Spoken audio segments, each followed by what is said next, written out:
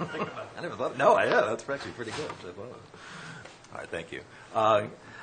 Good afternoon, and welcome everyone to the Town of Nantucket Finance Committee meeting for Monday, January 12th. The meeting is called to order. Is there any public comment that is not on our agenda for today? We did receive a packet on Friday with some minutes of January 5th. Does anyone have any questions or concerns about those minutes? Okay. Anyone like to make a motion? Yeah, to approve? We have a motion to approve from John. Is there a second? Second. Thank you. A second. Discussion on the motion to approve? Yep. Hearing none. All in favor signify by saying aye. Aye. Opposed? Okay. Committee reports. Anybody have any committee reports? Okay. Nothing? Just sewer yes, sir. committee's meeting on the 16th, if anybody wants to come. 16th. That's Friday, right? It's Friday. Yeah. Oh, what time? 9 a.m. 9 a.m. Yeah, it's early. I won't be there.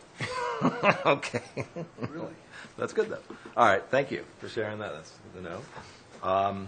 Any other committee reports? Where's it going to be then? I'm pretty sure it's here. No, it's at the Plus. Oh, it's at the two conference. fairgrounds? Fairgrounds. Two fairgrounds. Two Okay. fairgrounds conference. All right. Would've gone to the wrong place. All right. Very I'm good. sure you would have been disappointed. Okay. All right, good. All right. Let's see. Where are we? All right. The next area is the review of the Fire Department fiscal year 2016 budget. I'd like to welcome Chief McDougall. Mark, thank you for coming. We appreciate that. Martin and Brian and Martin did send out the budget, so I believe we've all had a chance to look it over. The only thing I would ask is that we are on TV, so if you come to the microphone and chat with us. Oh, okay. That'd be great. Thank you.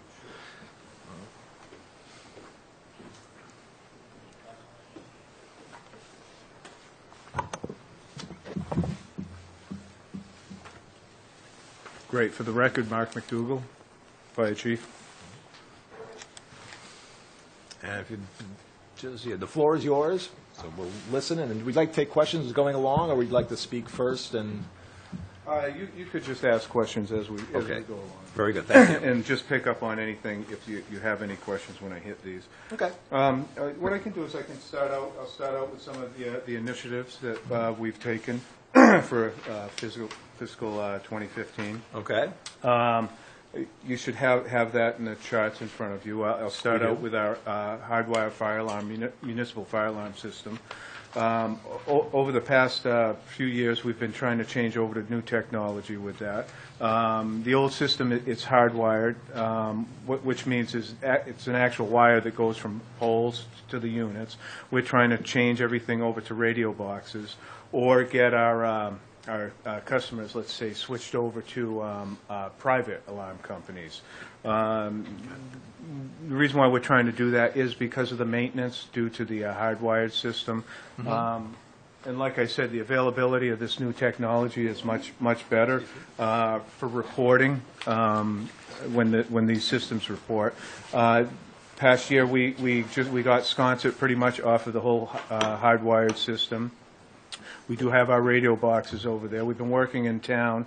I'd be projecting about a 5-year changeover probably for this to get everybody either changed over to radio boxes that are wireless or have them changed over to private companies. It would be a big savings in maintenance for us. Question? Yeah. Go ahead, David. Mark, do our residents and taxpayers see savings through their insurance, property insurance because of this? Is it reflected in any way? Yes, and I can't tell you exactly what those percentages are, but the insurance companies, whether it's a monitored system or it's a municipal system that reports to somebody, they definitely do get a break because it's actually early notification is what it is. So it makes a big difference for some people. So in sort of the PR world, and Libby's not here, but it seems that, if we're spending money to do that, and it's coming out of our tax base, and it would be great for the taxpayers to know that they're getting something on the other, aside from good protection, they're getting something in the form, potentially in the form of reduced premiums or cap on premiums. Absolutely. I mean, I think that's just a message that is a great message to, for you guys to send. I agree. It's similar with installation of sprinkler systems as well, and I think that's a big deal for helping people make that decision, whether they're going with these upgraded alarm systems or fire suppression systems. Right? One of the other initiatives that we've taken and worked on for the past year was forming a fire station work group. I think everybody here might be somewhat familiar with that. That was a group that was formed, a member of the Finance Committee, Board of Selectmen, Capital Committee, 3 members at large. Some of the issues that they've worked on over the past years were new locations for the fire station, renovations of the old fire stations, possibilities and locations for satellite stations, as well as cost savings in the building. They did complete their report. It's already been presented to the selectmen. Hopefully we'll be moving forward with that. We've been doing a lot of work on the Sconset Fire Station. We've had some CPC funding to be able to get that up to grade. The other programs, some of the other programs we've been working on, we've been trying to improve over the years the inspection process and trying to keep up with a lot of new things that are going on. There's a lot more events. One of the things that we've done, these companies are going in, they're setting up larger tents with larger occupancy levels in them for some of these events. So we were able to get together with the building department and work out some inspections and educational programs for the tent installers as well as the coordinators for safety. So that's been a pretty big one, as well as our certificate of occupancies for commercial buildings. We've improved that system by having clear records. So when we go through and we inspect a business, they have a full checklist that they can knock out before we come back for the reinspection. It's made a big difference in proving how quick we can make it through these inspections. Some of the accomplishments, we did get a new ambulance in service this year, which was good. Additionally, Tuckernuck, we all know that's an island far away that's very difficult to get to if there's a fire, at least in my eyes it is. But we have 2 engines over there. I don't know how aware everybody is, but they're smaller engines and they're older engines. You could never buy new equipment over there. It's just not going to last that long. So we try to invest in smaller type units that residents over there can operate and use until we can get over there to take care of the rest of the situation. One of the engines is totally failed, so we were able to get another truck with a skid unit, firefighter skid unit, to replace it, as well as we refurbished the brush breaker over there. Still dealing with the logistics of trying to get the other truck over there and the old truck off. So that'll continue, but it's been quite a process, and we're always concerned because there's at least, I think it might be 32 regular sized homes over there, and people do stay over there all the time. Christie? Oh, sorry, Christie had a question. Yeah, that's interesting. Mark, that equipment over there, is that sheltered or is it open? It is sheltered. We do have, you could call it a barn, but it is a fire station that we actually built over there. And it's in the past, I can't remember who the woman was that was kind enough to donate the money to build the building.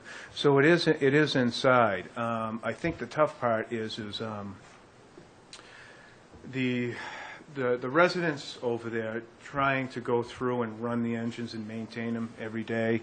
It doesn't happen as well. In the winter time, we try to get over there once in a while, but the logistics of trying to get back and forth to service this stuff. But being that we can keep it inside now, it does last a lot longer. It will last a lot longer, let's put it that way. Joe? It's sort of a dumb question, I suppose, but obviously the town has responsibility to provide fire protection for those properties, even though it's on an island that has no regular connection and no regular power and all that kind of stuff. So there isn't a sort of you're on your own kind of risk if you live on Tuckernuck? That is still there, because all the Tuckernuck residents, they realize that depending on the weather and how long it takes for us to get over there, they know that, how I would say, if they're having an issue with one of the buildings, say it catches on fire, probably by the time we get over there, we're going to try to keep it from spreading to the neighboring houses. The residents over there, the one thing I wouldn't want them to do is put their lives in danger entering into a building to put out a fire.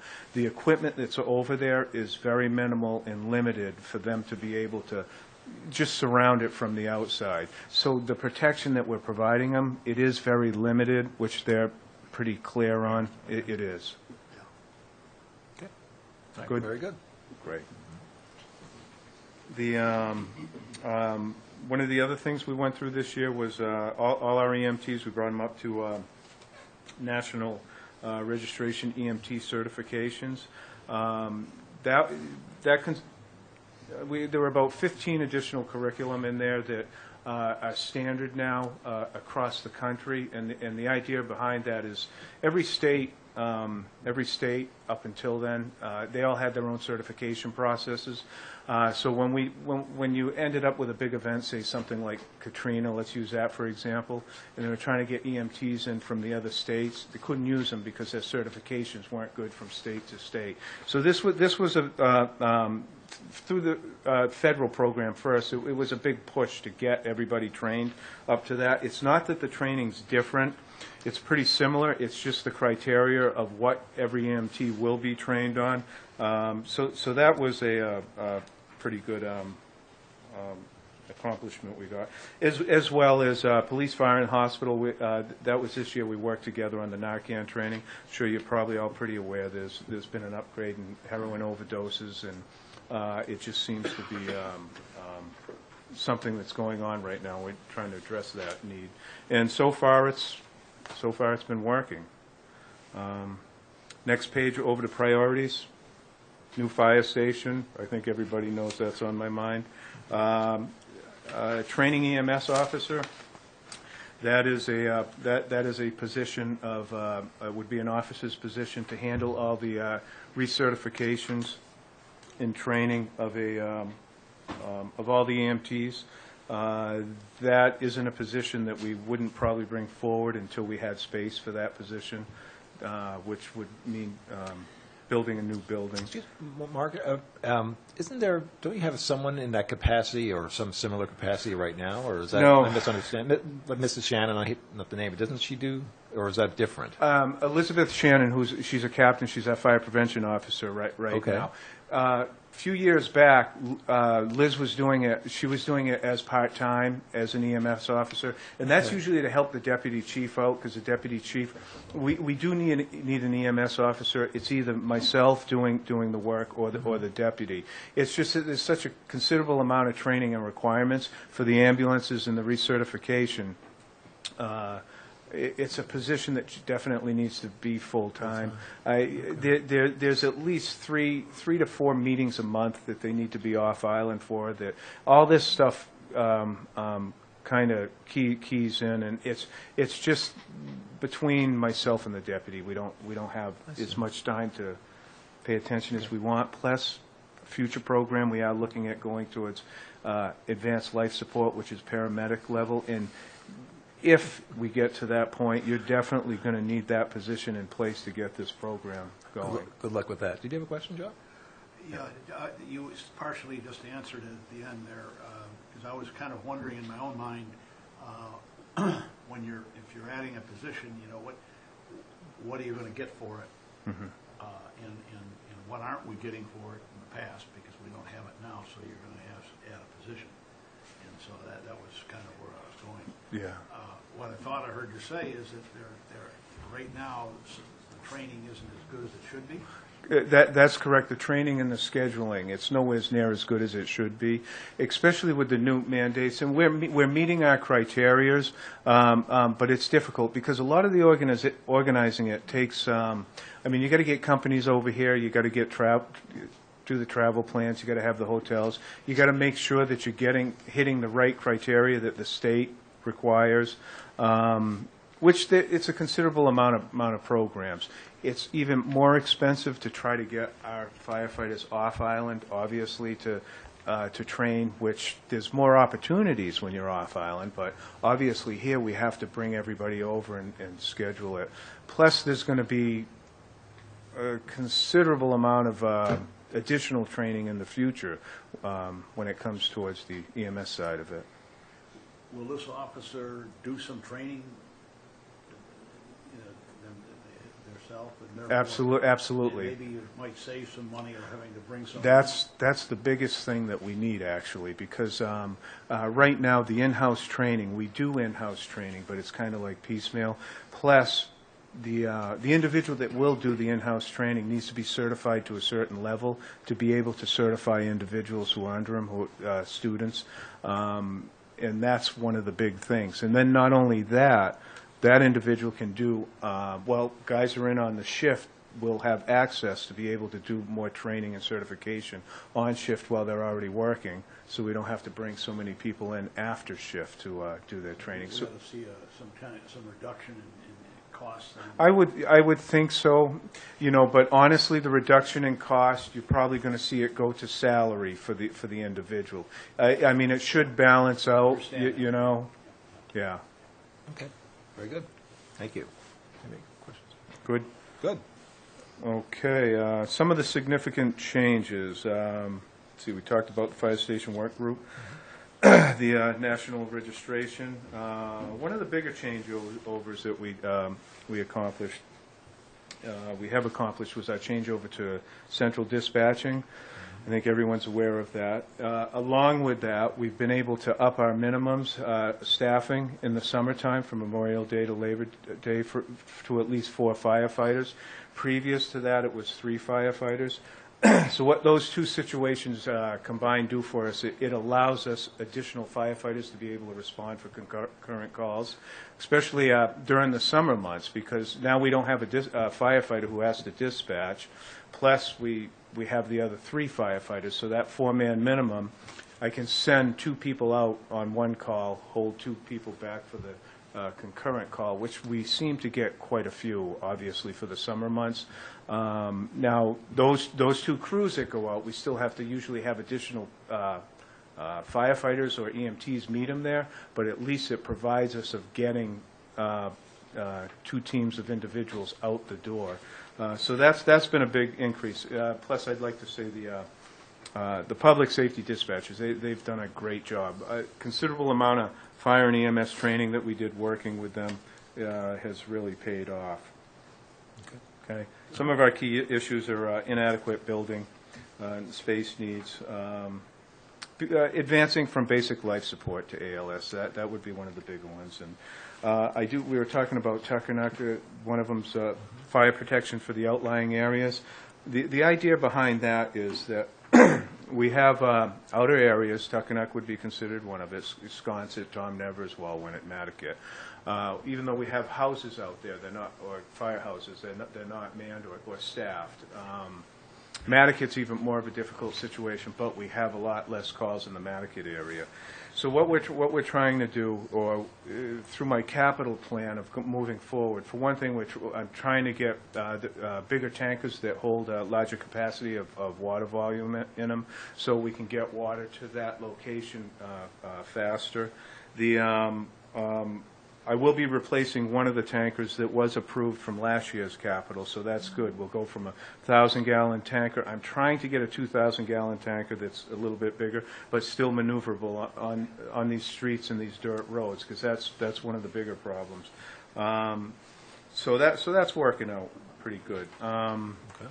Very good. Christie. Mark, with the exception of Tuckernuck, what's the frequency that the firehouses in Sconset and Nantucket are used, and that the equipment is used? Okay. I guess I can say by call numbers, maybe, Christie, it might help. The On the average, we do probably about 160 to 180 fire calls out Sconset. When I say that, that's Sconset, Tom Nevers, and Wall Winnett. So that's when that truck responds from there. Plus, we could do, within that area throughout the year, it could be an additional anywhere from 60 to 120 EMS calls, okay, and a number of other calls, whether that car crashes, fuel, oil spills, or anything like that, is when we call that station in. So you could look at maybe 300 responses a year. That might be high some of the years, but we consider that pretty good. And the call department out there is small. They drill at least once a month, pretty faithfully on the equipment. And that's pretty much. Now, the Nantucket station, no one responds to that. We don't have any call people out there.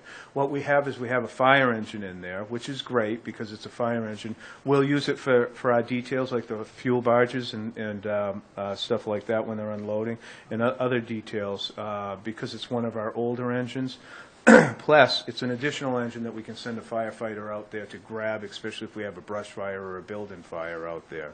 The only reason why we don't is because, I've approached associations out there trying to find people that would be interested in being a call firefighter, but it's so difficult now, and part of it is because of the requirements that we're putting on them, that, look, this is what you have to be trained for to be able to operate as a firefighter. And I think that's challenging, and usually if you can find a young group of individuals, you might be able to get them interested, but Nantucket is just, it's more on the other end of elderly, and they're not interested, which I don't blame them.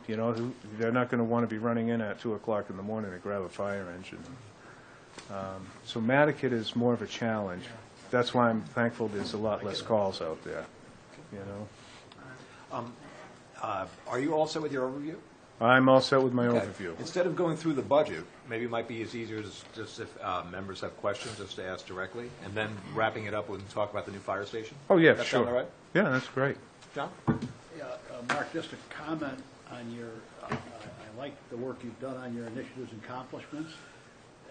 This is something maybe for next year, but I'm accustomed to looking at quantitative objectives and initiatives where an example of that might be, let's see what you've got here, would be we're going to restoration of the Wisconsin Fire Station by a certain date at a certain cost. Okay. So at that point, you have something to measure against, and then therefore, it's a question of knowing you're successful if you hit those quantity things like that. I think that tightens it up a little bit, and it also gives you something to talk about. Great. Because if you have a bunch of quantitative measurements that are involved with each of your objectives, if you hit those, then you say to people, last year I hit that one, it's I think it's good for everybody. Sounds good. Thank you. Okay. David? Mark, I wasn't able to square the circle on payroll salary from the first sheet to the more detailed sheets. I just couldn't get them to tie together, and I'm sure it's Okay. me, not. So if somebody could just help me understand. I think the first one, and Brian or Martin might be able to correct me, they do have salaries included from the ambulance reserve fund, okay? Now, for the more refined one towards the back, I'm not sure if that has Well, the more salary. refined one towards the back actually is a higher number, that's why I was. Okay, let me just, So I just don't, it's more a case of what are the GL codes and whether they're, what's being included and what isn't. that is definitely something we can go through. You mean the detailed personnel spreadsheet has a current number, or? Yeah, well, if you go to the, this one right here, Yep. okay, the first one that showed up, so it looks like our budget's almost $2.2 million for salary, payroll salary, Okay. $380 for overtime. And then when I I went further back and started just for kicks to see if the numbers squared. I had a hard time coming up with numbers that tied together for salary. For 2014, are we talking? Yeah, and if you go to Okay. personnel expense, Okay. we've got salary permanent, salary temporary, ambulance, call firemen, shift differentials, Okay. Mm-hmm. longevity pay, and if I added those together, I couldn't tie the two together. That's all. Okay, okay, we'll have to go through that just to refine. Well, I don't want you to jump through hoops to, No, Tie we them can together. explain that. it's just, all right, do they tie together? And what is the number that's going to show up in the budget? I'm sorry. For salaries, you are looking at the summary being the 2.196248. What Yeah. it's comprised of? Yeah, It's comprised in personnel expense in the details part. It's comprised of the 1.719900, which is the salary permanent, yeah, the 10,000 for salary permanent ambulance EMT, and the 30,000 for salary permanent call fireman. The 380 is shown separately as overtime. yeah. Also, the shift differentials are added there, 25,000. Laborers union certification, education incentive probably is there as well, instead of being broken out. So, yeah, it includes all these categories, including the longevity pay separate or no. Yeah, except if you do it that way, Martin, and you just take 2355 and subtract out the Medicare tax, 33.7, you don't get down to the The 2196. 2196. You're still at 2320 or somewhere in there. Right, because you have the front sheet, Yep. 2196 includes the ambulance fund. Okay. Are you talking, If Dave? you look at the, because I think you're also looking at like the big sheet that you have in the first couple pages, which has which has the same numbers as the small one. If you look there, it's a total fire department and well, I think it should say ambulance fund, reserve fund. So the 2196 has both components in it. Whereas that first initial spreadsheet has the four blue people the four people that are highlighted in blue backed out of it, and they're on the second sheet. And I think then it does tie. To your specific question, David, you're taking the 2355088. You have to subtract from it the 380 overtime, and you have to subtract the Medicare. The 380 needs to get out of this number as well, because it's shown separately on the summary sheet as overtime. I know it's sort of confusing that you guys get PDFs, not Excel spreadsheets. But, Even if you do that, Martin, okay. you still have a problem, right? So if you back out the 380 plus the 33.7, Mhm. okay, that takes you down to 1.8 and change. Your budget is 2.2 essentially. Okay, but you have to add the 4 people for ambulance reserve fund. They are shown on the personnel spreadsheet for the fire department in blue, but they're not added to these totals on the bottom. You see, they're shown on a separate personnel spreadsheet because they're charged to a different account. And they total 251,300. So if you add that 251,300, Then you get To the yes, you get to the number. That's why the summary adds both ambulance reserve fund, like Brian was saying, and the fire department. They're not broken out because that's how it was requested. It seems to me we were here I had this issue 2 years ago. Oh. That, we have personnel expenses for basically the same group. Some in a revolving fund and some over here. And I get that it's ultimately going to tie together, but I don't want to say it's misleading, but it doesn't really paint you know, by disaggregating all of this, you really don't know what, you know, what are we spending on for personnel costs, you know, for our EMS services and our fire department, all in one location, What- right? but- What we should do in the future then is we should do a separate summary sheet for, Reconciliation. we should do a separate summary sheet or a small reconciliation sheet to show what's being funded out of the general fund versus the revolving account, or we could do two summary sheets. One showing what's in the I general thought fund. that's what was asked by the committee and was decided to show them in aggregate.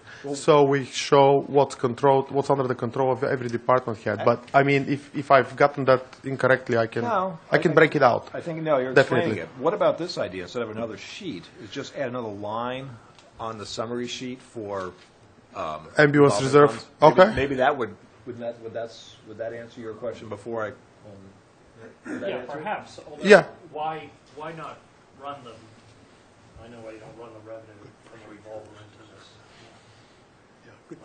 Well, that was sort of my question. I Well, don't understand why there's a why do you have this operating budget of all these employees and then you have this revolving fund that, What's a reserve fund? It's an ambulance reserve fund. It's a different kind of It holds all the revenue. the It revenue, allows us the to revenue get from around what? That this. people pay for when people compensate us?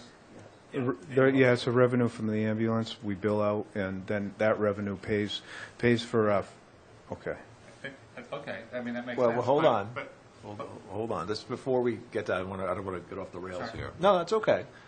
We'll get to that, I want to be sure we're not getting ahead of ourselves. I think an explanation is warranted before we get to that. Just trying to come up with a solution to get everything on one page, so that we see all the numbers are transparent. That's really what Yeah. you're saying. But let Joe go on, because I think Well, Joe is where. I think all I was going to say was, to me, it would make more sense to just have all the employee expense together as expense, and then have a revenue line. You know, I mean, to go to back to your first page, I mean,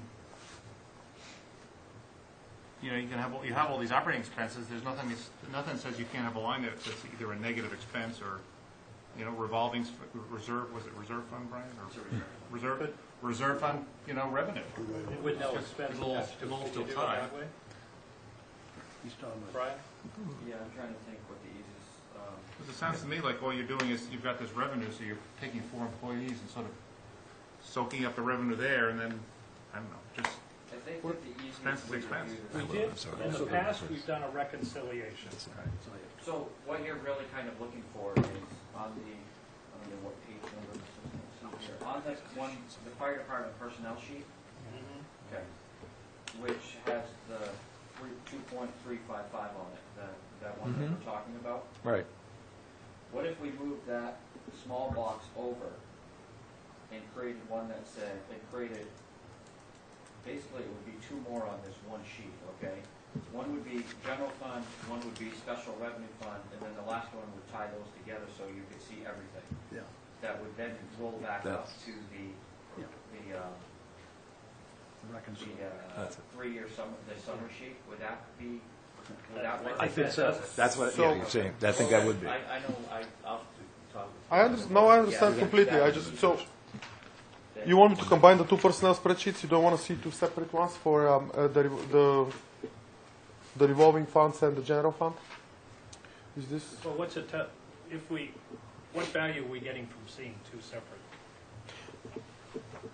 sheets?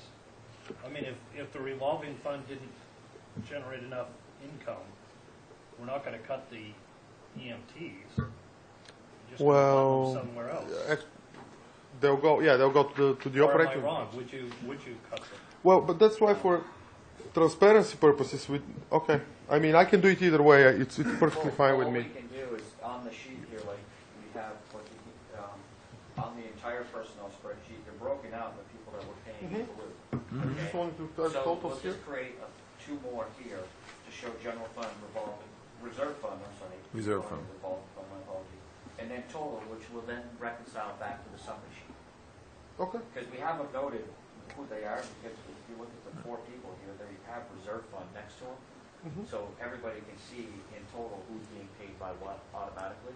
Okay. So we can just create those, and I think is that what you're looking for, David? That to be able to tie back to the summary sheet a little easier?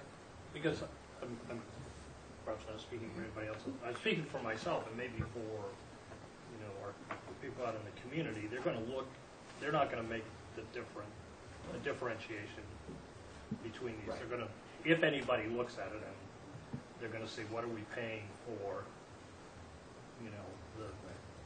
our fire and our EMT, what's our, personnel cost?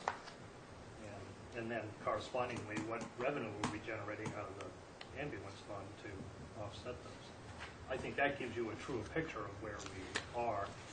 Or let's put it this way, it saves people from having to hunt through here and trying to figure out how to tie them. If anybody was curious enough to do it. I'm not sure. I think The I think Brian's suggestion, if I follow, makes sense. John, then Jim.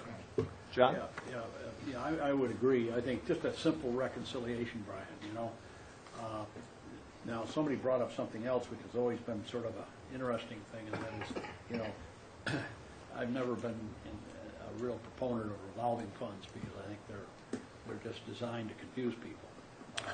And I think one of the things Joe's talking about is, if you just took the regular sheets and just put revenue in there and just walk it through, in this case, particularly in the case of the fire department, it might make a lot of difference.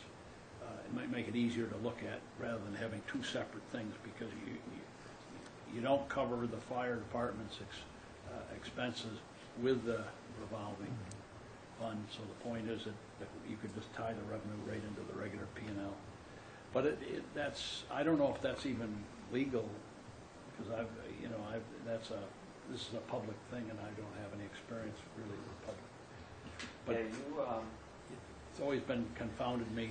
There's not many communities that run their ambulance fund right through the general fund for many hosts of reasons.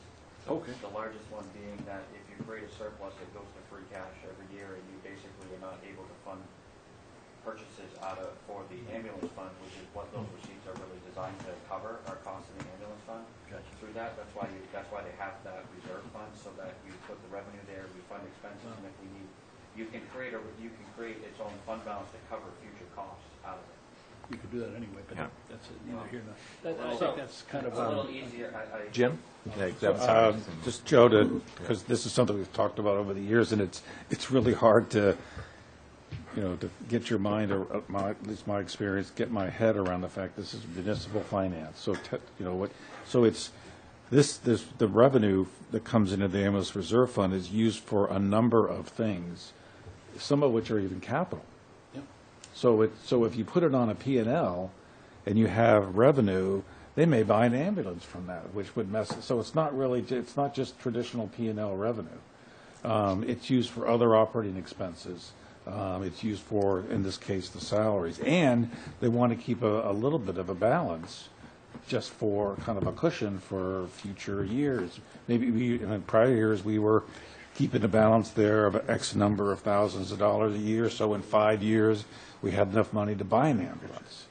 So it's, so I think from a reporting standpoint, you're exactly right on. But I had to wrap my head around. It's not just a traditional P&L revenue, because you'd think you'd see the revenue and the expenses and whatever. But it is a little different. Okay. David, do you want to add something? Yeah, so, Brian, so what you're saying is we actually better off keeping them separate and putting cost to them. Like we're doing now. I mean, Yeah. we're putting four EMTs in there and the associated employee costs there and things. And then I don't know of any community that has an ambulance fund literally that runs it through the general fund, because you're trying to build that up to pay for these large capital expenses through that fund, not putting it into the vagaries of free cash. And that's the whole reason you're doing that, is so if you build up a fund to pay for these costs when they occur. So in your experience in other communities, would you see a allocation the way we're looking at, which is fire/EMT coming out of the general fund, and then for very specific people be paid for out of the reserve fund? Yeah, the way they're doing it is not really any different than any community that I know surrounding where I came from that had their own. We actually contracted privately to do it, so we weren't even involved in the ambulance business, but other communities around us were. And this is not any different than they are. Except that the reserve fund revolver doesn't fully pay for the cost of the service. Of the service now. True, to that point, yes. So, But I don't think that may be the only thing that's a little different depending on the size of the other communities and how many staffing and how many calls they have and what they're charging, but it's not, the whole concept of the way we're doing it is not any different. except that if it's being done so that you can build up a reserve to make big capital expenditures, you're still pushing off some of that cost onto the general fund. So, Peter's paying for it, or Paul's paying for it. Right? That does happen, but I would think in most of the funds, you wouldn't see firefighter positions on the general Right. fund. This is the big difference. I understand what you're saying, but the only reason why we did that was to get our staffing up to where we needed to. If you look probably the past 6 years, 6 to 8 years, we've put firefighters on the ambulance reserve fund to be able to bring them into the door to get our staffing. Then I go in for expense increase to try to get those payrolls off of the ambulance reserve fund. And then we had a few more bad years. We had to get our staffing back up. We had to put firefighters back on the ambulance reserve fund. That's worked so far for us to be able to keep our staffing up without having to go forward for additional expense increases. And over time, you try to make adjust to it. I know it still absorbs it, but it is. It's kind of like a shock absorber. It does pay for the ambulances, pays for the material, all the equipment for the ambulances, training, some EMS training, and additionally, what those funds are used for as well is say if we ever do go from basic life support to advanced life support, that fund will increase. It's not going to pay for the program 100%, but it'll increase with the fees that you charge to try to keep that up. And it's the best way to follow the program, just to see if you're actually getting worse or if it's sustaining itself. Right now, it seems to be pretty good, but. John, then Jim. Yeah, this is just a way to do it, and that's the way you do it. I wasn't even suggesting that you change because, contrary to what Jim says, there are ways of doing it, but you have to change your accounting system to do it, and I'm not sure that's a good thing. We've wrestled very long and hard to get to where we are now, and I don't know that we want to, because it would mean a change. But there are ways, David, as you know, in business we do it all the time. And taking, you've got a stream that takes money from the P&L and it allocates it to capital. So, but this is a way of doing it, and the only thing we need to, I think what we need here is make sure that we can reconcile, particularly the people part of it. And that's. And we can do that in the bottom. You can do that at the bottom of the sheet there. Now, yeah. That's not a problem. Jim? So I'm not sure, Joe and David, you were going in this direction, but every couple of years, we talk about the fact that we say, let's do a standalone P&L on the ambulance service. What is the subsidy from the general fund to the ambulance service? Maybe that's not part of the this budget discussion, but I think it's a worthwhile effort to do. And I think at some point that I'd appreciate having, like if more along the lines of just what are the direct costs, not allocating a portion of the chief's, but if we just to understand what is, I can't tell you how much we're subsidizing right now. Okay. But And- that's more a comment. Is that, and before I'll take more questions, is that something that can be quantitated, that provided the committee? See the exact subsidy from the general fund for the ambulance service? Currently, there are no subsidies from the general. How about, maybe instead of subsidy, for about indirect Well, costs? I mean, What does it cost us to run the ambulance service? Okay. And what's our revenue? Okay. have you? There is a sheet at the very end of the packet that shows revolving fund 5-year forecast. Okay, and it starts from the top with the fund balance, then gives you the revenues and expense supplies applied to this particular account, and then it creates a forecasted fund balance at year end, and it carries over Yes. to 2019. Now, there were two transfers from general fund. I would if this is what Jim is referring to for $266,000 in fiscal years 10 and 11, but that hasn't happened in the past 3 years. No, That's not what you're saying. What I'm saying is, what are the direct costs of operating the ambulance service?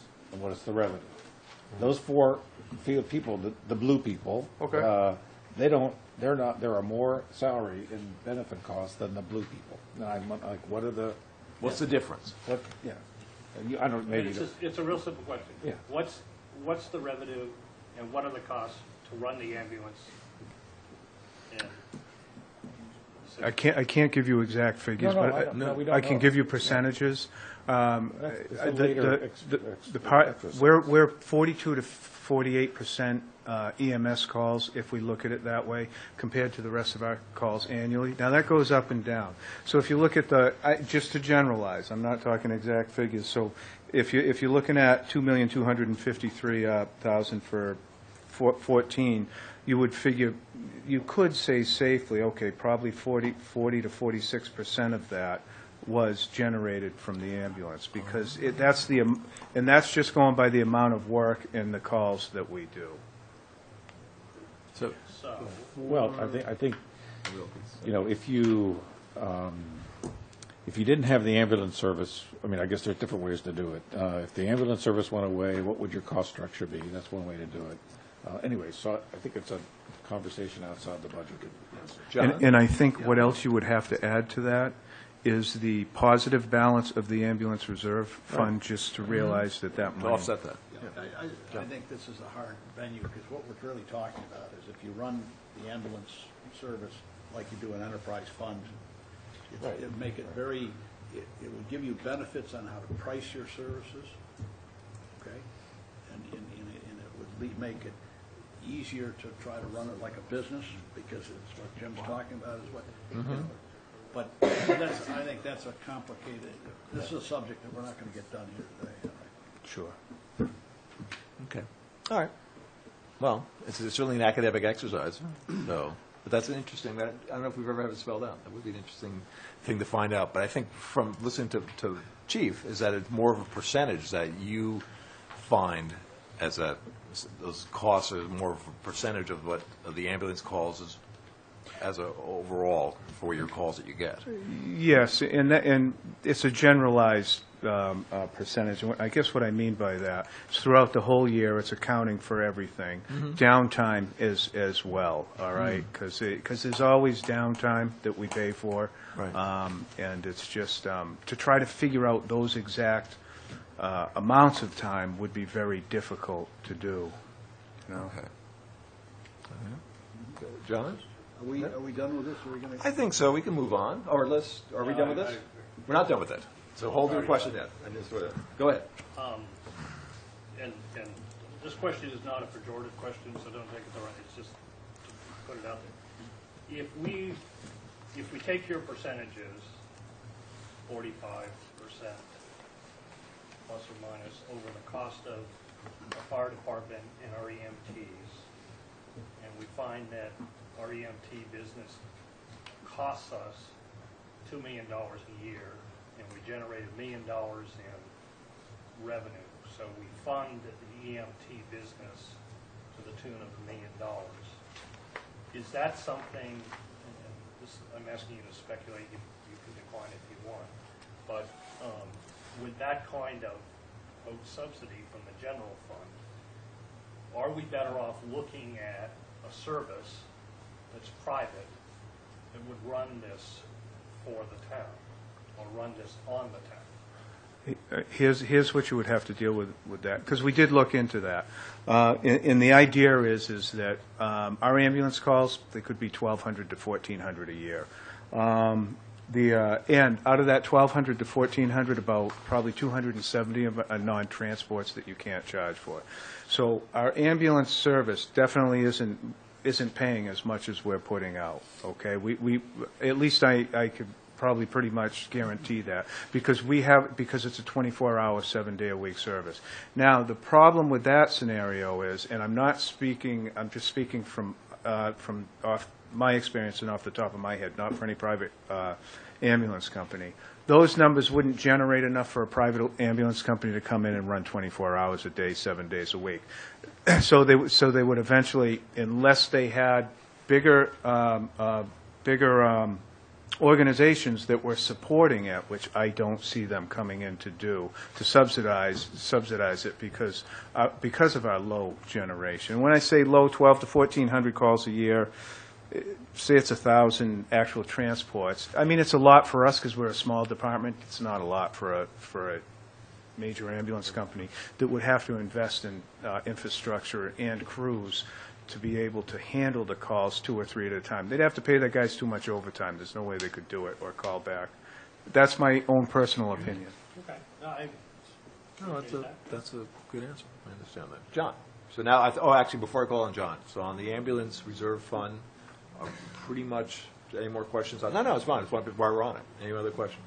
I think it's a good conversation to have, because it also helps, at least from my perspective, is how much, the percentage, again, going back to that, how much time is spent actually on the ambulance. You don't realize it. I got one question. What do we do with the old ambulances?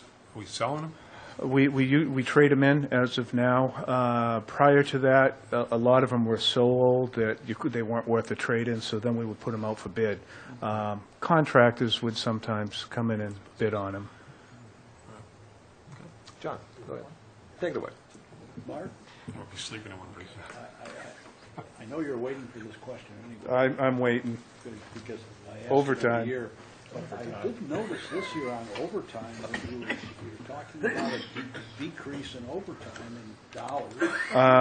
Yes. Going from 409 down to 380, and that is the first time that I can remember that happening. just for you, John. Okay. Well, actually not. I know there's a reason, Mark. Actually, no, it's gone down That's before. what I That's want to all right. know. If you're comparing 2013 to 2014, right? There's been a decrease. Am I correct? No, I think on John's talking about this current 15 to fiscal 16. year and budgeted. You're correct, though. You're It has budgeting gone. Oh. 380, and in 2015, it was 40, you had 409, and the year before you had around 4 something. Yes, I'm just, the figures I'm going off on the front page, Yes. 2013, we spent $458,000, okay? And for 2014, we spent $403,000 for all the totals. But you're down to 380, and I just wondered, is that? That isn't what it's not that I asked for that. The 3 years are averaged out, and that's what I'm given. And I try to stay within that as long as we don't have a lot of injuries that we have to cover, big fires, big storms. I thought it was something that you had done, which would No. cause it to go down. No, honestly, I try to keep it within the $380,000 to $400,000 range, but FY 13, we were pretty busy. We had big dump fires, house fires, all kinds of stuff going on.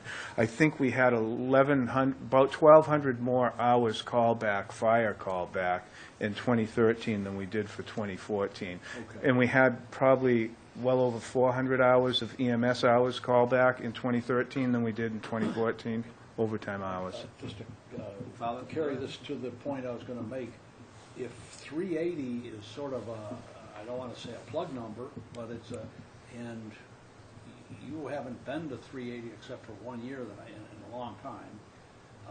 What happens if you're going to spend more overtime this year than the 380? Well, normally what happens is we try to keep an eye on it, and what I do is I keep an eye. For me, it's the summer months I watch first.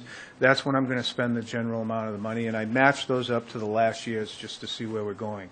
Then every 2 months after that, I make sure those figures are pretty close. If they're starting to climb, I'll be in conversation with Martin just to prepare ourselves for a transfer towards the end of the year.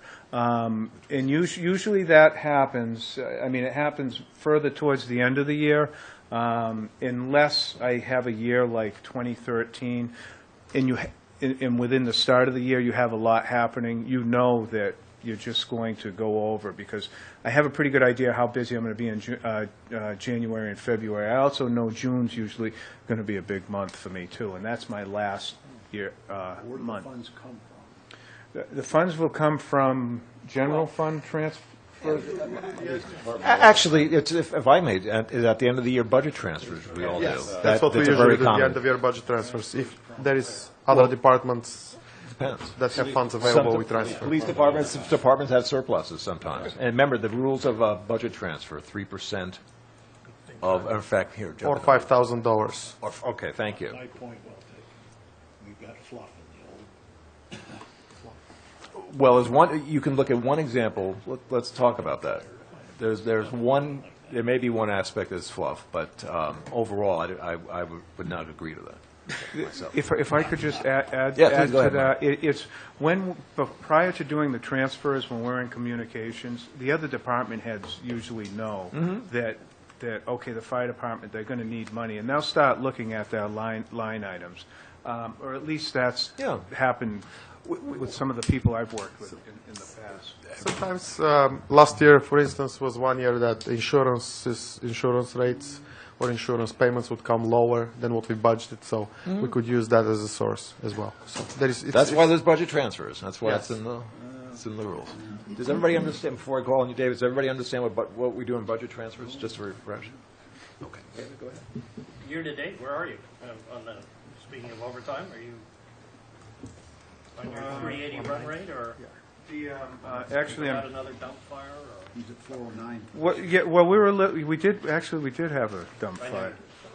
You know, what I can tell you is, hang on just a second. I'm going to tell you in hours, okay? Only because that's what I've been keeping track of usually.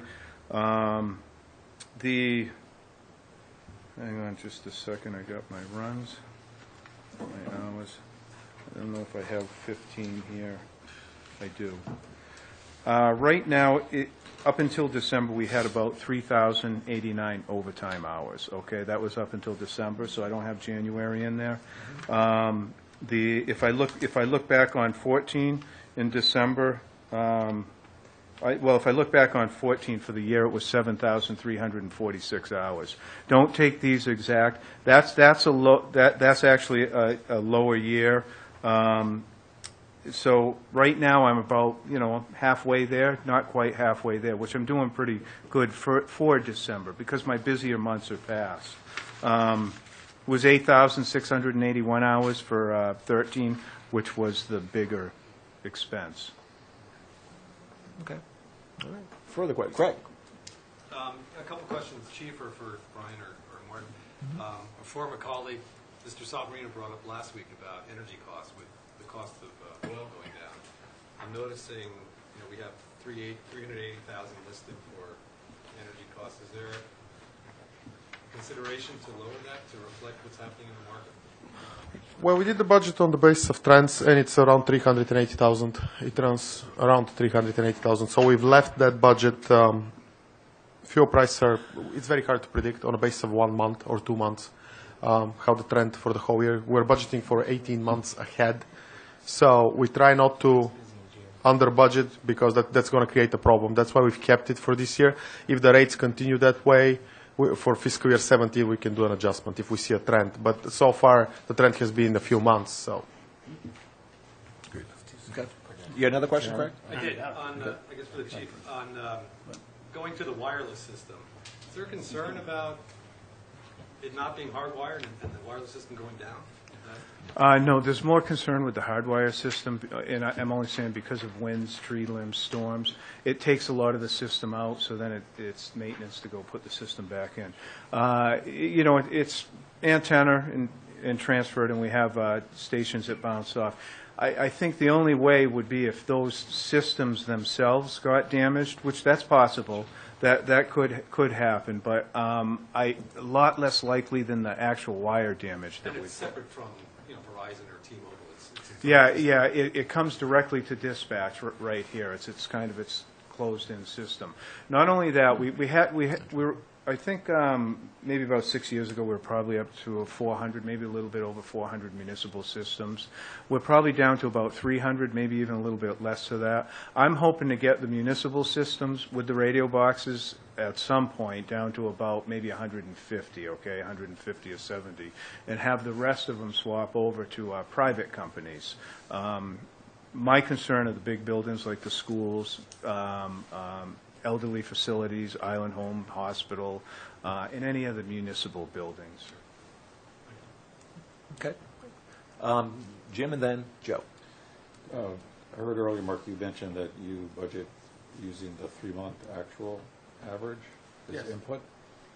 I'm sorry, the 3-year actual. Yes. So I just kind of went down quickly and to try to see if there was like a trend here, and I found that about half of the items are below the 3-year average, and about half are above. So if you look at overtime, for example, that's below your 3-year average.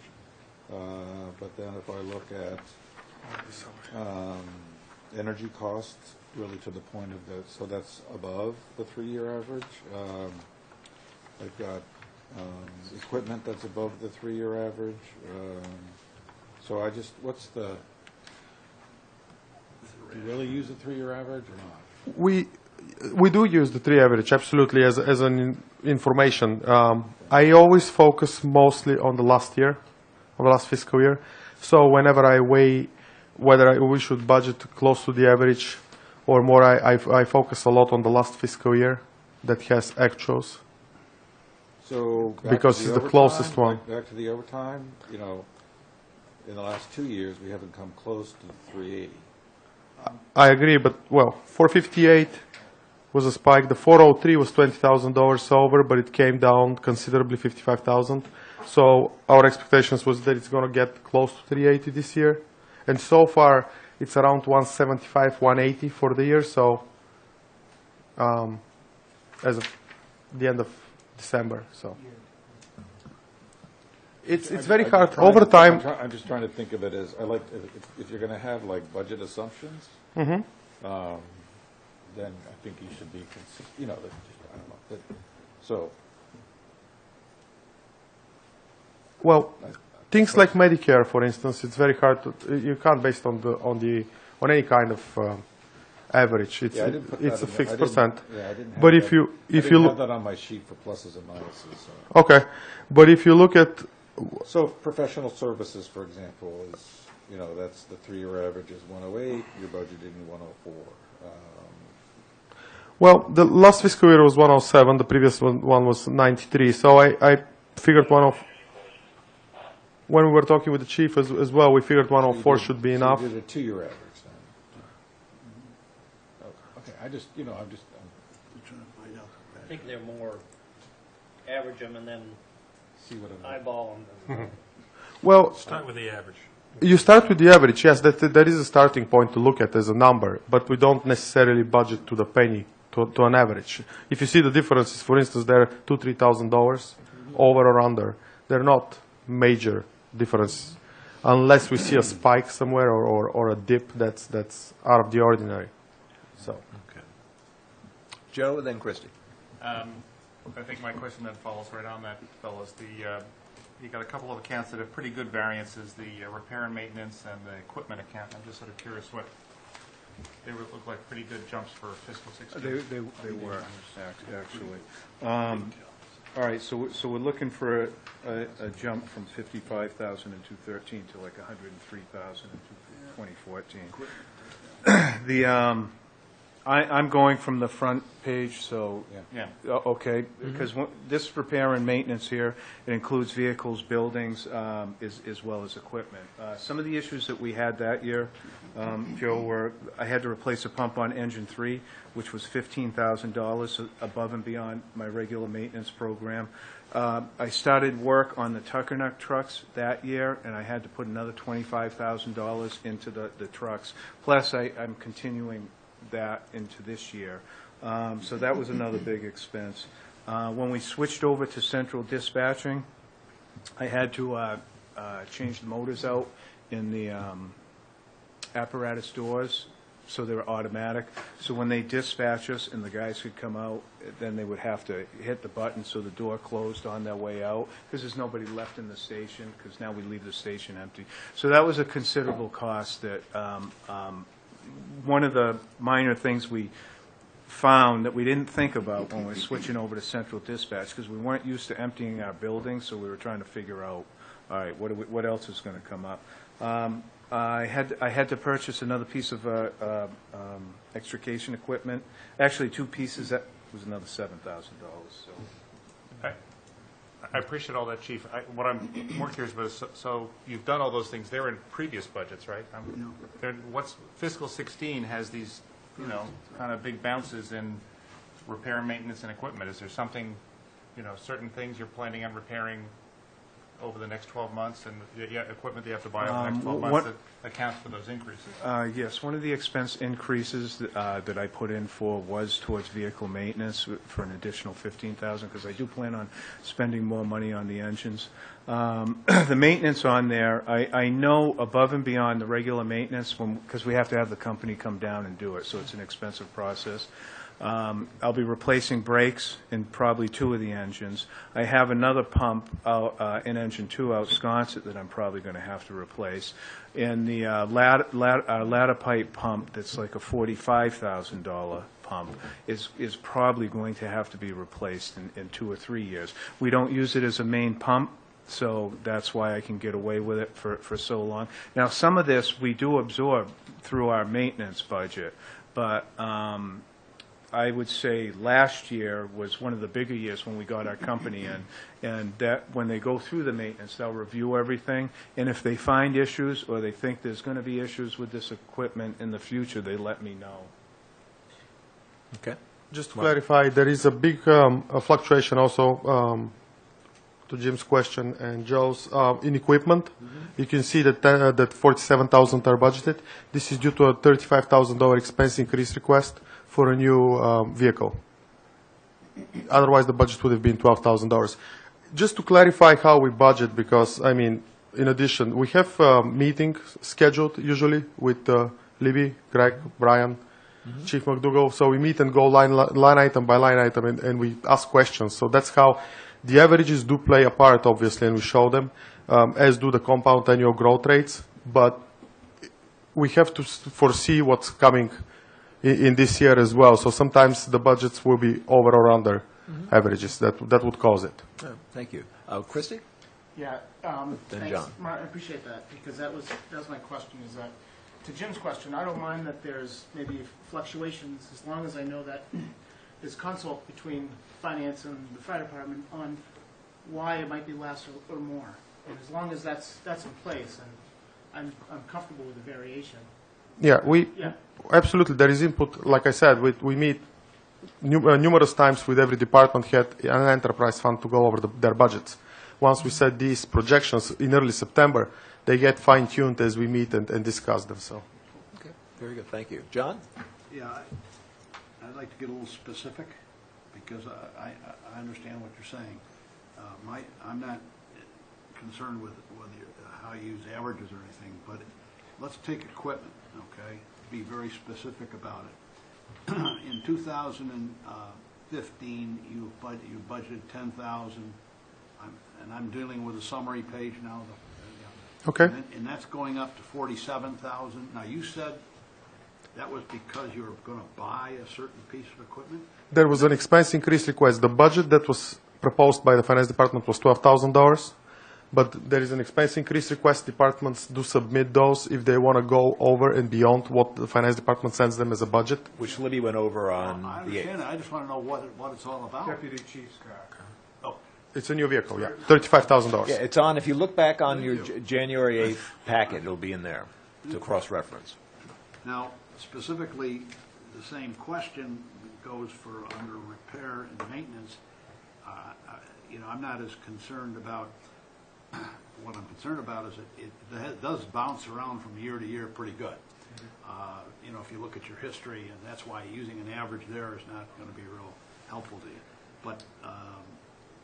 But you're showing a fairly significant increase from 2015 budget to 2016. And that's under maintenance and repairs? Yeah, 66.5 to 95,000. Yeah, so between those and the equipment and that, there's a couple of pretty significant increases. The one is for the car, as you talked about. That's under equipment. What's under maintenance that all of a sudden The maintenance, I just discussed that with Joe. It has to do with the expense increase for the vehicle maintenance for $15,000 that I put in. Additionally, now that's only $15,000, but additionally, there's going to be additional expenses for pump replacement for an engine 2 that's out Sconset, possibly a pump replacement for the ladder truck, which would be a couple years out, and that one I can hold off on a little bit longer. Plus, some of it I'm sure is building maintenance that we're going to have to do, especially because we're still going to be there for another 2 or 3 years. Follow up on those two items. We know that during the particularly the lean years that we had, that a lot of stuff was just we didn't do. Well, is some of this from there? Or? No, because what we've been doing over time is in the lean years, the standard maintenance on the vehicles, we got that done, and of course we would get done additionally what we could as long as there wasn't anything major. But I've been replacing the ambulances and the trucks, the fire engines over time. And that's just within the past 8 or 9 years, because we've replaced our 2 main due engines. Maybe 8 years ago we replaced our engine as well, our ladder truck as well. So we've been replacing new vehicles, but they're just getting to the point where our mechanics, when they come down and service them, they'll look at the brakes and they'll say, all right, within a couple years, if they're good enough, they're going to tell me these brakes are going to go. You're going to have to replace this pump this year. Well, there's not a delayed reaction. Well, it's not, other than when they came down in 2013 and they pump tested engine 3, and I found out that I needed a $15,000 pump. Sure, that happens. That does happen. You know, and I can't plan for that. And it's so expensive too, because we got to get it off island to do it. It's really tough to get the service done. Okay. Further questions? I have one. I may have overlooked it. Considering that we'll be in the existing facility for a few more years, there was talk about trailers. Is that in this budget at all? That would be my next budget that I'm going to prepare. It is not. I don't think we put it in for this budget. I didn't see. That's why I'm asking. No, because what we'd be looking at is probably, and I'm trying to remember off the top of my head. It could have been a $200,000 for administration trailers, maybe another $75,000 to probably put a female restroom, bathroom in the for a female firefighter in the station. Because what'll happen is we're gonna, within that period of time, we're gonna have to deal with that. So that will be in your fiscal year 2017 budget. 17, yes. All right, very good. All right, thank you, Christie. Mark, do you guys? It's a small money item, but the rent lease fire alarm. Do you guys rent anything? No, I don't know why it's put in like that, Chrissy, but it is.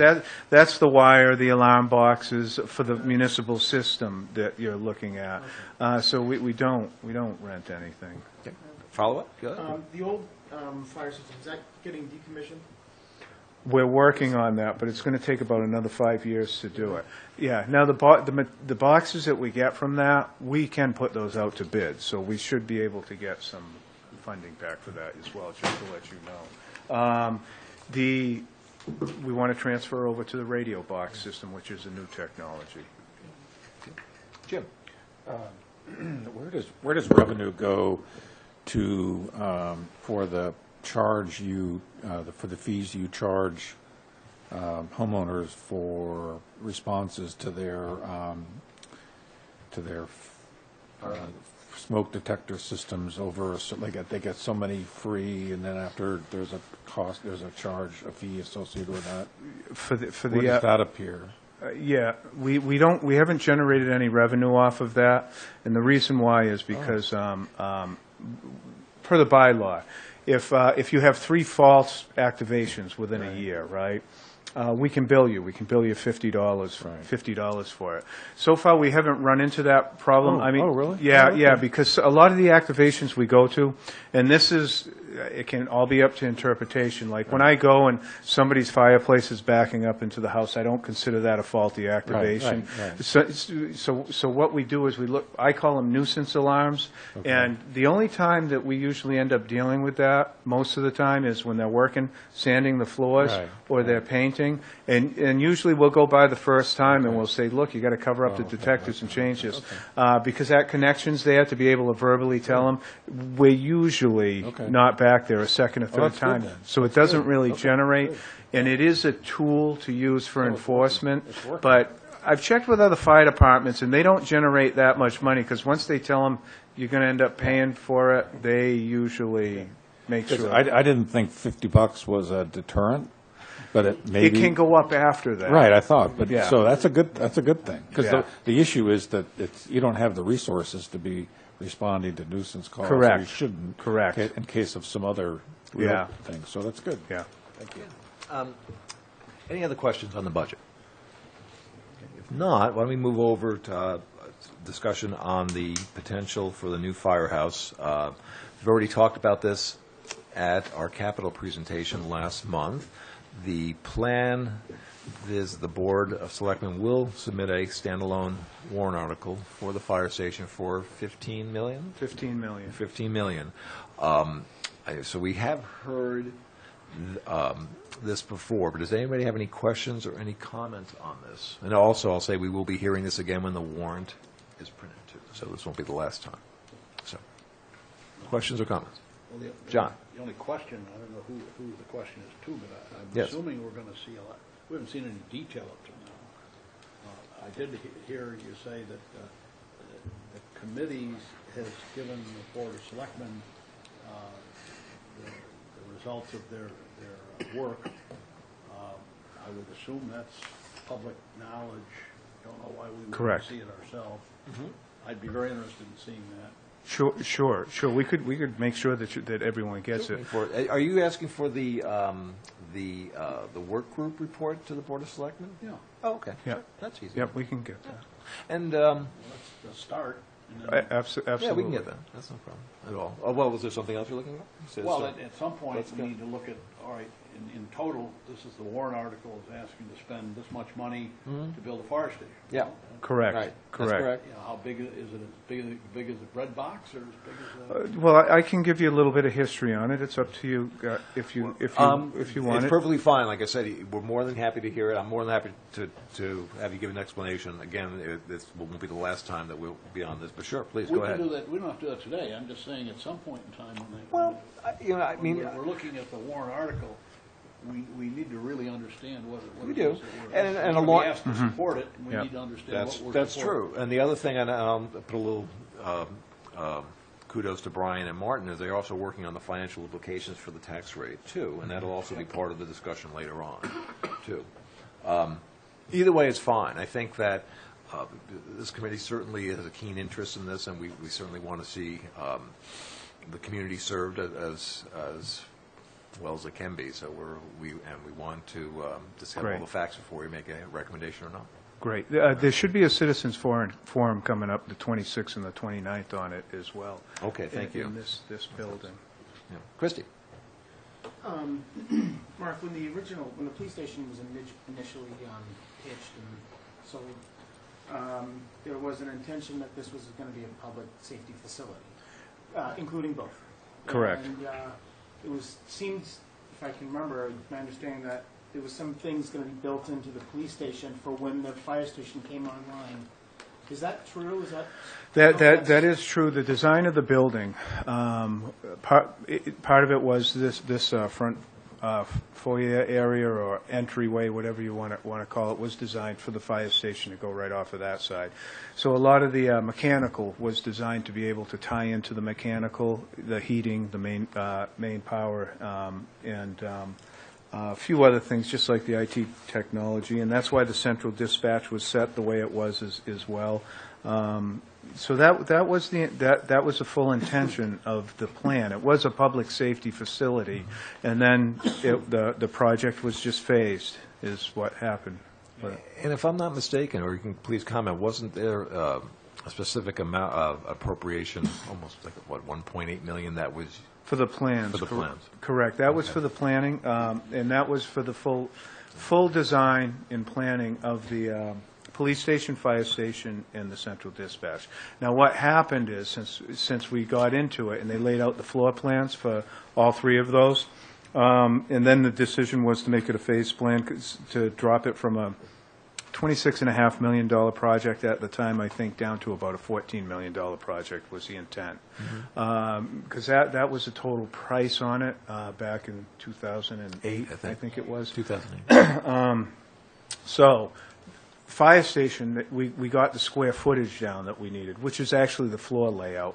And I worked with the Mitchell Associates, the architect, to design the floor layout for at least how the building would work. So we got that far with it, okay? So there's still, I would say there's still another $600,000 or $700,000 that is part of the $15 million to complete the technical schematics, all the electrical and plumbing. Okay. Yeah. Construction drawings. Yep, absolutely. All right, good. Any other questions? Cliff? Do you think the building's big enough that we're going to grow into it, like they commented, the size of the police departments, instead of building something and already be at capacity? Do you believe the new design for the fire station will be, 10 years down the road where we're not at capacity the minute we walk in the door? It should be more than that. Looking at going through the floor plans, the space that we need for apparatus as well as the crew quarters and administration staff, minimum 25. It should get us longer than that. Now, throughout that period, there's still going to be a study going on that will reflect on satellite stations. If there's a need to grow to that, which we've already done some work on that, and that will continue. It will continue, because I know there's concern downtown about having coverage over on Cliff Road area. And if I may add, I believe I sent out within the last few weeks the Worcester Polytechnic Institute study. Yes, they did a great job on it. And so I think some of those answers were there, response times, and Yeah. I thought it was Yeah. quite an interesting study on that. Yeah. Should add that, which is also goes to our decision. John, did you have a question?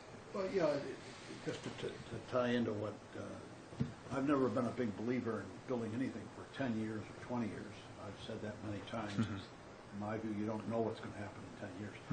But the question that you want is the building that you're going to build to be able to be expanded if you need to be. And is that building designed to be able to expand if we need it? How it's designed, you could expand. I would imagine, depending on what you're looking at, whether you're looking at expansion on administration staff or apparatus, but it could. Within that plan, previously in 2008 when we designed it, there was room for expansion for outbuildings for additional apparatus, not necessarily attached to the main building. In the plan, you build in potential Yes. expansion.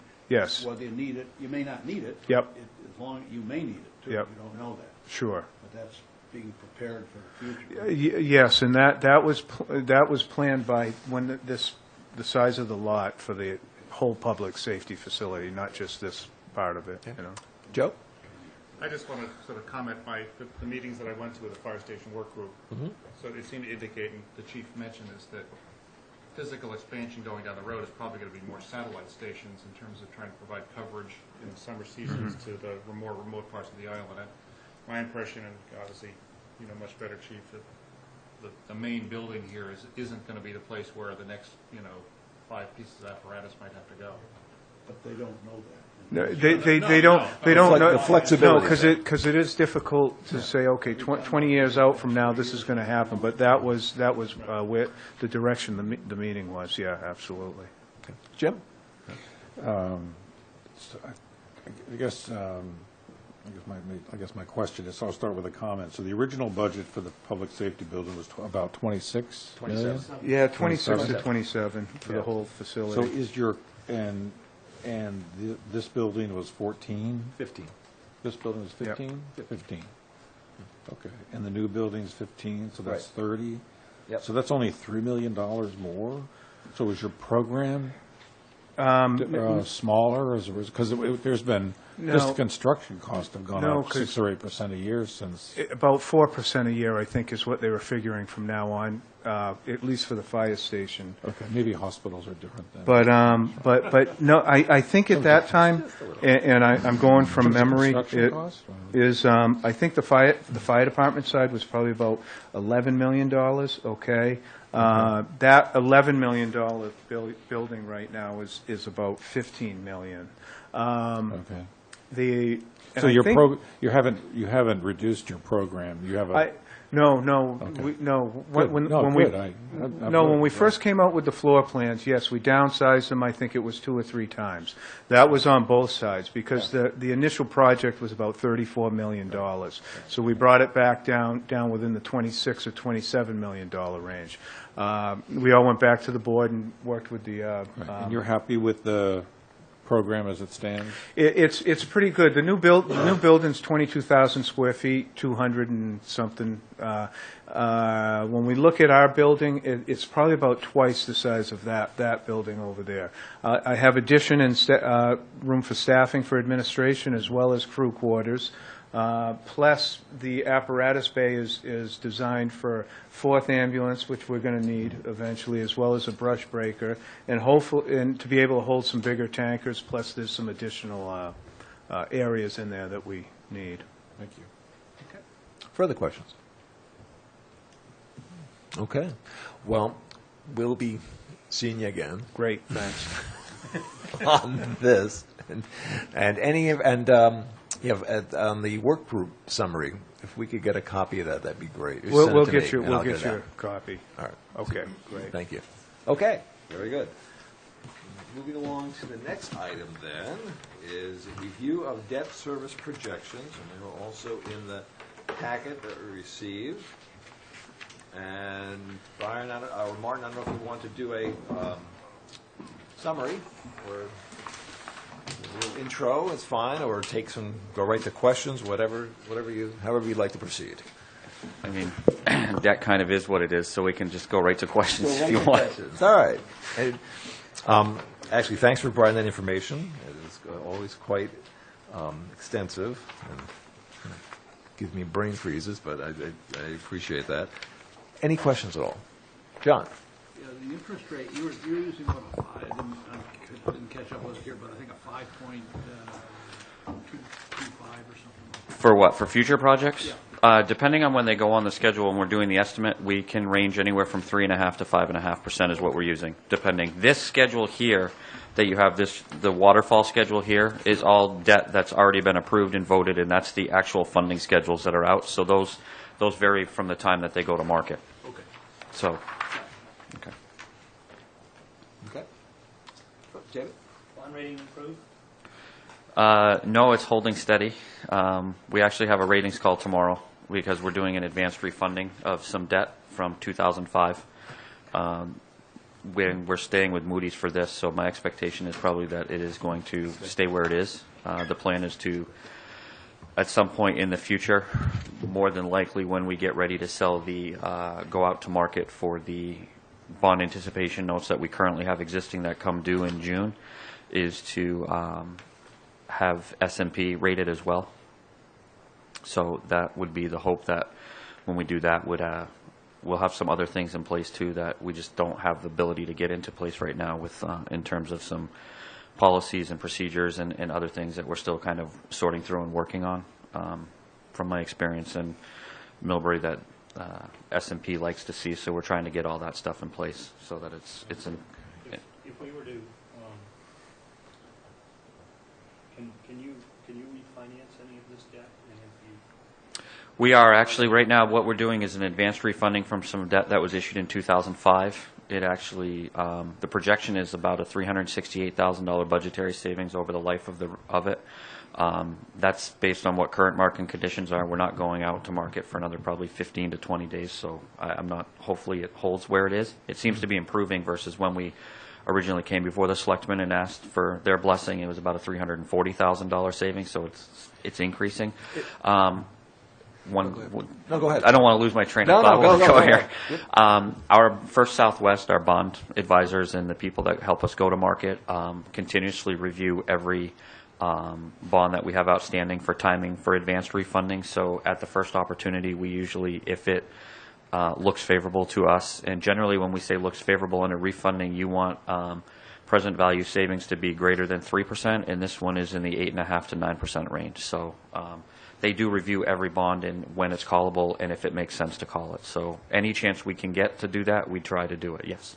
And they review it on monthly, quarterly, semi-annually? I believe it's probably semi-annually as it gets closer to the bonds being due. These actually, the payments would be due in July, so that's why we're starting the process and going through it now.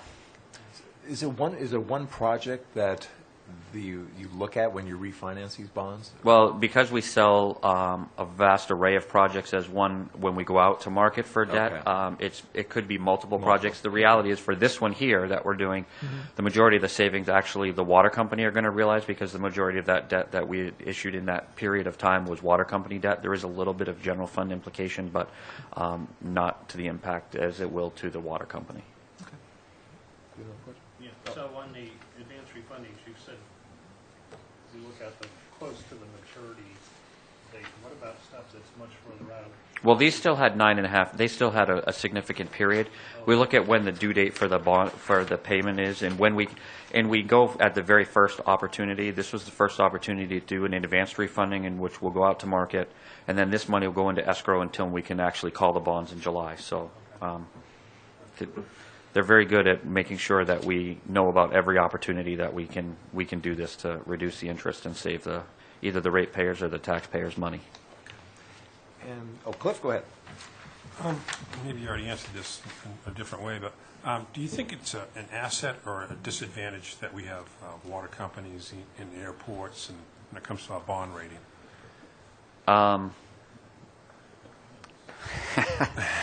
You know what I mean?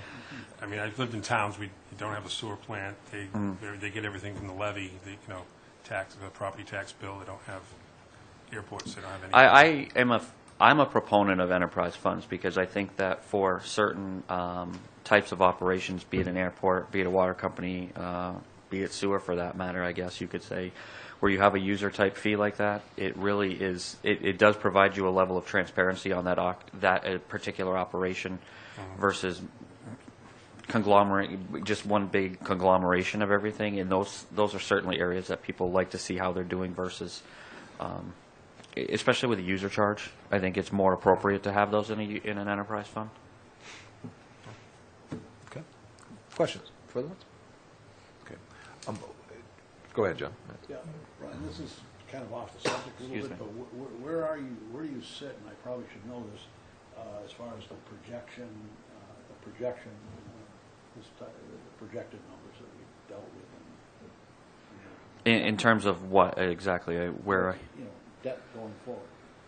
Well, I mean, with the capital committee, the program that they put forth to the selectmen, hopefully this is what you're looking for. We kind of looked at the debt. There's a significant or substantial amount potentially coming on. The number eludes me right off the top of my head, but we've tried to. In 2019, we have a substantial amount also decreasing. We're ratably decreasing, but we do have a significant drop over the next few years. So all of these large-scale projects, I hope this is what you're looking for, John, is we're trying to anticipate putting them on as the larger portions of the debt come off so that we really are not having really large spikes. The sheer magnitude of some of these projects makes it, I won't say impossible, but a little bit more of a challenge to do this. For instance, I'll just give you for instance, we've pushed out, the expectation is if we approve the fire department in the school, that they're not going to actually see the tax, you won't see a tax rate impact for those specific projects in terms of a permanent borrowing until 2019 at the earliest, because just for the sheer enormity of the projects, they'll take a while before we actually go long on the bonds and permanently borrow them. We'd fund and finance the construction phase through bond anticipation notes, which we already account for. When you do that, you're only paying the interest cost on it, and you roll them over until you're ready to permanently borrow.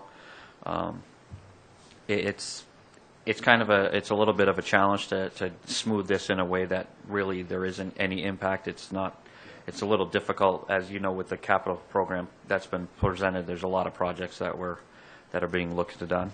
Last time I knew, though, we didn't have a final projection, but we were getting. Well, we have the last one that we had given to the capital program committee. We're looking to make some refinements, but what they are at this point, I think some of it, the capital program committee had recommended a number for sewer, which obviously had jumped that program up, and I think that that's something that the selectmen and the sewer work group have yet to kind of weigh in on, so that could significantly change this number.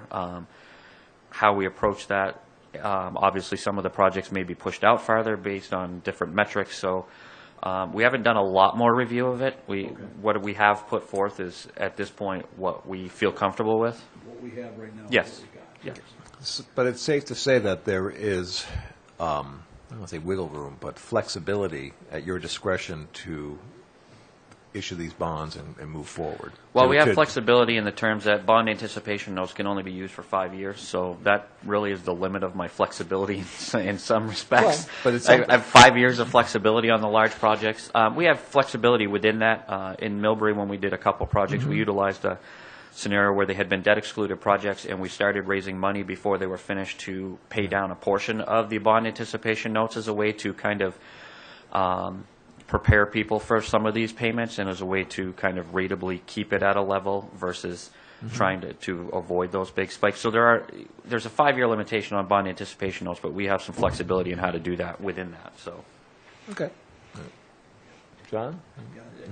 But people should remember what you said when you said these two projects are large enough and timing is such that you're not going to be able to hide them, so that they're going to be there. well, we can use the methods at our disposal to create as smooth as a transition as possible. It's going to go up. Potentially, I will never commit to that. It's absolutely going All right, up. well, we'll make it Potentially, it will. I mean, I think the point that well, one of the points, important points for this committee is that if we give positive recommendations to this school, let's say the school and the fire station, and that we want to be sure that as part of our comment and part of our responsibility to town meeting is implications on their tax bill. And I think that... which we have, and we've been generating other scenarios as well. That's correct. To help, so.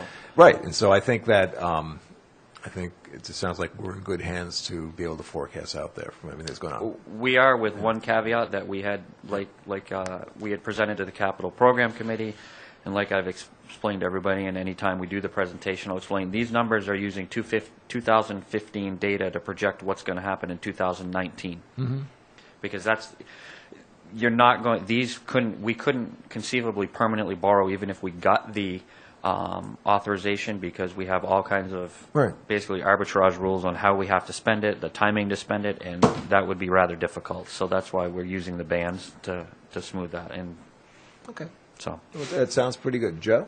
Just a quick, bond anticipation notes are interest-only borrowing for the town? they can be, and that's the way you typically would do them, and they're significantly less interest. And yes, you can do interest only. You can pay a portion down and then roll over the unpaid portion. It just depends on how we want to do it at that time. Okay. John? Yeah, just specifically, what we're going to, this gets to what Matt's point was, we're going to be discussing at town meeting and with this group, here's the school project and here's going to be the impact on the tax rate. Correct. Okay. And is that, that when we say the impact of the tax rate, that's, of course, an estimate going forward, but you have, that's going to be part of where you are right now. That's why I asked you the state of where you were.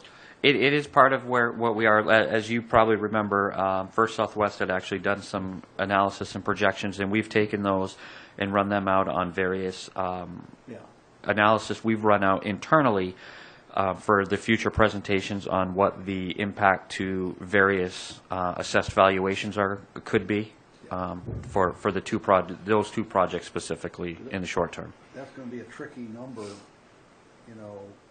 because it's a number, but it's a number with a lot of assumptions built into it. Sure, absolutely. And the only thing is that when we deal with it, we need to understand that very carefully. We're getting a better understanding every day. But no, you're right. I agree with that. And that's and just to emphasize what Brian said is that we're making estimates 5 fiscal years down the line. Yeah. So, but we have the information we'll do the best job we can with the information we have. That's right. So, okay. Any other questions on debt service? Okay.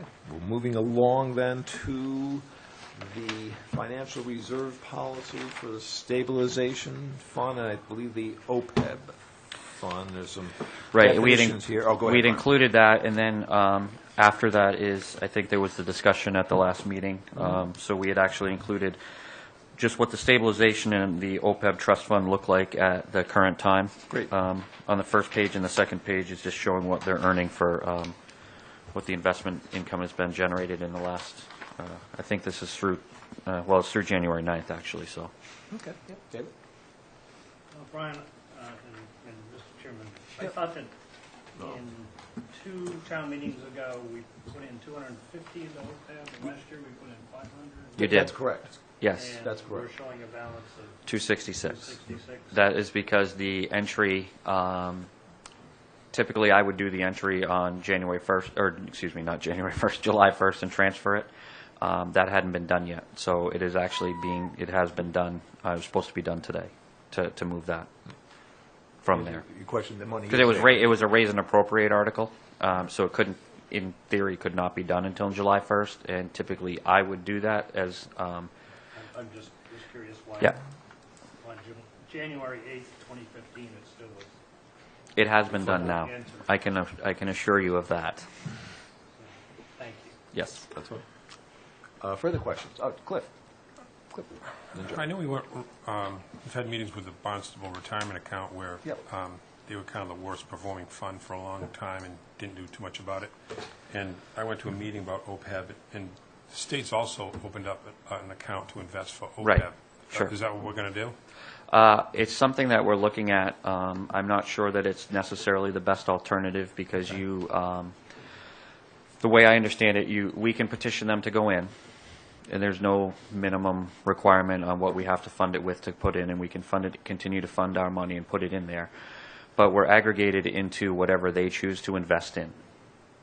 There's no ability for us to have any movement whatsoever. It's all whatever they choose to invest in. Right. The risk is that we have an investment policy that may or may not be able to be met by the state. And there are some other firms. There are firms out there that manage money in an OPEB trust that have historically returned as much as the state investment has done on their own for communities. So it's one of the things that we're looking at in parallel. What we did at I think it was at the last selectmen's meeting, I actually briefly discussed this. In the process of writing an RFP to solicit any interested investment advisory firms. We have one now, but we certainly want to look and see if we can do better in terms of what we're being charged for those services. So we're putting that out, and in parallel, as we do that, we'll also look at whether it makes sense to go into the state fund. But we do lose some control in terms of how it's invested. Like I said, if they want to put it all in XYZ fund, we can't say no to our money going into it. So. Okay. Further questions? John? Yeah, just, I was looking at how much we've got in the stabilization fund, and I didn't figure out the percentage, but it's considerably over 5%. Yes. Mm-hmm. So there's no, I mean, We're fine. by policy, we're not supposed to add anything more in there. So every once in a while I hear somebody say, well, we could always put that in the stabilization fund. Well, not by policy, we shouldn't, because we're over 5%. Well, which is probably one of the reasons why we're also considering the capital stabilization as well. Well, and on this as a follow-through, you did receive a email over the weekend of the tentative article for capital stabilization. Yeah, absolutely.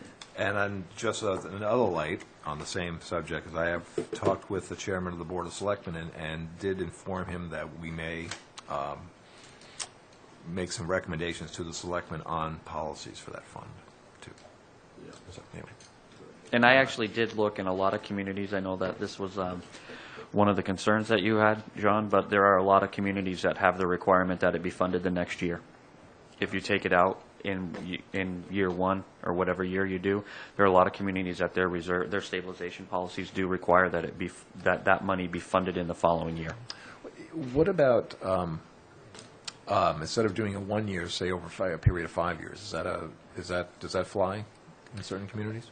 Yeah, the policy really is up to the community So on we how do they whatever we best want. want to manage it. But a lot of communities, and my take is, if we're taking it out for an extraordinary item, then we should do the best we can to put it back in as quick, because you don't want to step, because what happens is if you say we spread it out over 5 years, well, inherently then you can say, well, we're a little bit tight this year, so let's delay it, and we'll just kind Change of the policy. take that and amortize that over 4 more years instead of the 5. So it really is kind of a push to make sure that when you're taking it out, you really, really need to do what you're trying to do with it, because you've got to put it back the next year. So.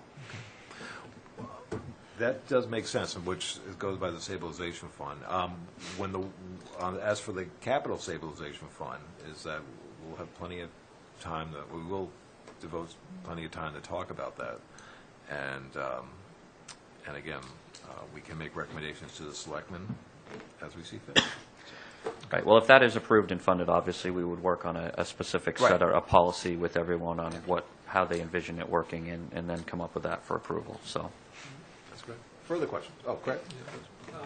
Brian, I'm interested in your opinion on the amount we have in OPEB owing is 90 million, roughly 88. Right, 88 plus and some change. And the amount that we're setting aside now, are you comfortable with that? Do you see? Because at this rate, we're about. You don't have to answer that. Not to put you on the spot or anything. I'll answer. I think that we're doing better than a lot of communities, and so I support what the administration has put forward for that number. I think this committee, and as David has pointed out in the past 2 years, we have taken seriously and have tried to impress upon the board that number is taken for real, and I think we will do the same this year. I believe, did they put a placeholder of 500,000 for this year? We have recommended 500,000 be appropriated again this year, yes. We'll talk about that too. Good. Any other questions? Okay, very good. I think we're all set with that. Date of the next meeting is tomorrow, talking about Department of Public Works. And I guess one question for, wait, I Kristen. do have one question. Oh, Sorry. That's all right. The initial 250 that we allocated Yep. towards that was due in part, there was a decision between that and 500 and a few other numbers. Sure. And I think there was some caution, not to Craig's question as opposed to the amount that we're putting in, but are you comfortable with the cautions that we're putting in, that we're doing the right thing? That, in other words, those initial sort of reservations we had that we were doing the right thing, starting to put money in. Oh, I absolutely believe we should. I think that, like I said, we're doing a lot better than a lot of communities. A lot of communities are just waiting to kick the can down the road, and we're recognizing that there is an issue, and we're working on. Don't forget, I understand we're putting 500,000 into that, but we're also doing the pay-as-you-go, which a lot of communities are. So on top of the pay-as-you-go, we're adding this amount towards full funding the unfunded liabilities. So I'm comfortable with the way we're going. Yeah, okay. So. all set? Any other questions?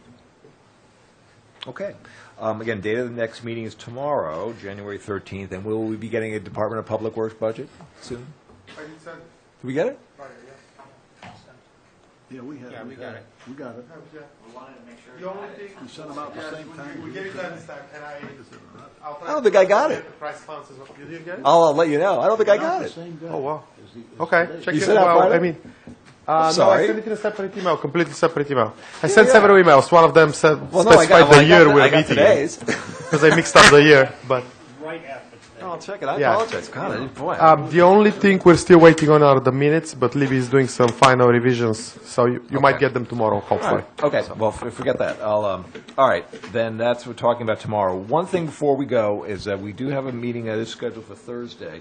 In light of how we're doing, we do not need to keep that meeting, so you can have a free afternoon on Thursday, unless anybody has anything they really want to talk about.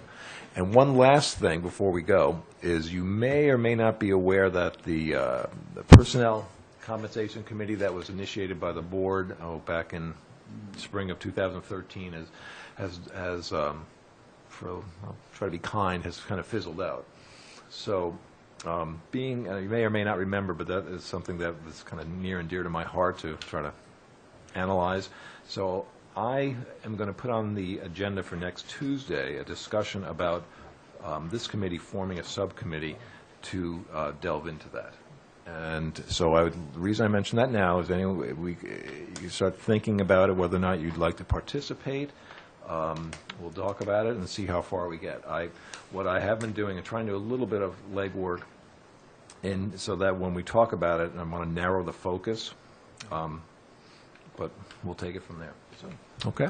So anyway, next meeting tomorrow is at 4:30 at the middle school cafeteria. Okay. All right. Motion for adjournment. Okay. Thank you. Everybody have a nice evening, and I'll see you tomorrow. Yes.